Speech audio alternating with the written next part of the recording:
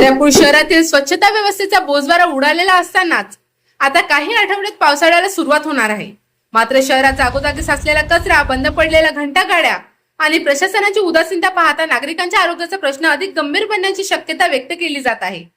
सह्याद्री माझा न्यूजने यापूर्वी 11 कचरा गाड्यांपैकी 6 निकामी असल्याचे वृत्त प्रकाशित करून नगर परिषदेच्या कारभारावर प्रश्नचिन्ह उपस्थित केले होते. मात्र इतक्या गंभीर बाबीची अजूनही कोणतीही दखल प्रशासनाने घेतलेली नाही. परिणामी शहरातील अनेक प्रभागांमध्ये कचऱ्याचे ढिगारे दिवसेंदिवस वाढत आहेत. विशेषतः साईनगर, उपनगरातील वस्त्या आणि काही मुख्य रस्त्यांवर कचरा उघड्यावर साचल्यामुळे दुर्गंधी पसरत असून डासांचे प्रमाण झपाट्याने वाढत आहे. पावसाळा सुरू झाल्यानंतर हाच कचरा नाल्यांमध्ये जाऊन पाणी तुंबणे, डेंग्यू, मलेरिया, चिकनगुनिया यासारख्या साथीच्या रोगांचा फैलाव होण्याची भीती नागरिक व्यक्त करीत आहेत.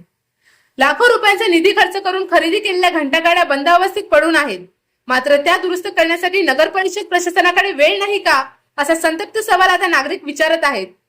स्वच्छ भारत अभियानाच्या नावाखाली केवळ जाहिराती आणि फलकबाजी सुरू असून प्रत्यक्ष शहर घाणीच्या विळख्यात अडकले आहे.